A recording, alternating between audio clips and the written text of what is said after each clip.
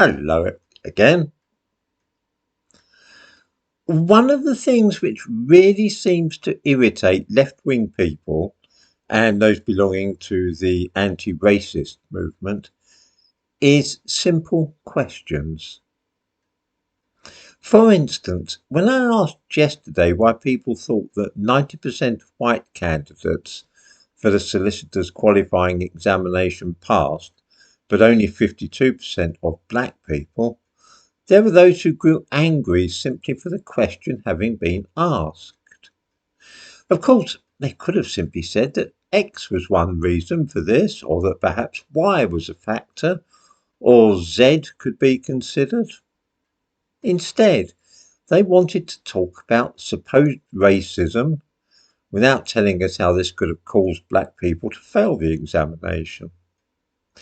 I dare say that the same thing will happen today because I'm asking another simple question, which is why anybody would assume that inviting another 1.5 million people to come and live in Britain, all in the space of a single year, is a good idea and to the benefit of anybody living in Britain.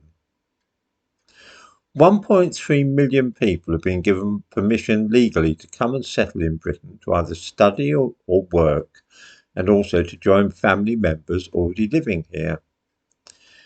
In addition to those folk, there are also all the Chinese people from Hong Kong who have come here, the Ukrainians, and around 50,000 illegal immigrants who have crossed the English Channel in small boats.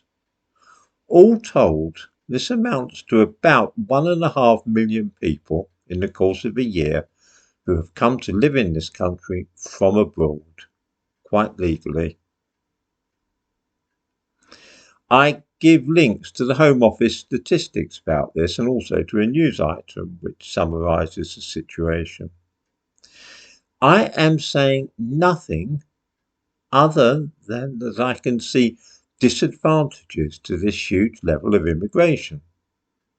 For example, because it massively exacerbates the housing crisis and makes it very hard for people to find a flat to rent. Having another 1.5 million people come into the country in a year is bound to do that. That is just one problem, and I can, without stretching my mind too hard, think of at least half a dozen more. What are the advantages, though? I can see that universities rely now upon getting foreign students so that they can balance their books. They get more money out of the foreign students. They can charge them literally whatever the market will bear. There's actually no upper limit to how much universities can charge foreign students. But that's only an advantage to the universities, not to the general population of this country. Quite the opposite, in fact. It may be placed in the category of disadvantages because it means that British students end up being denied places because they're not as profitable as foreigners.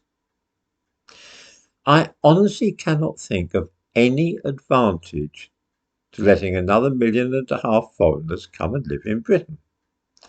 Already I can hear the shrieks of racist, xenophobe, little Englander and so on, because abuse and insults are all that can be used in answer to the questions which I pose. I know that there are people watching this who comment unfavourably on what I say about immigration, and here is a good opportunity for those people. Is it possible, without asking to see my CV or muttering about the result of my 11 plus, for any of those people to explain in plain, simple language just exactly why having 1.5 million more foreigners coming to live in Britain over a single year is a good thing for British people, rather than a bad thing?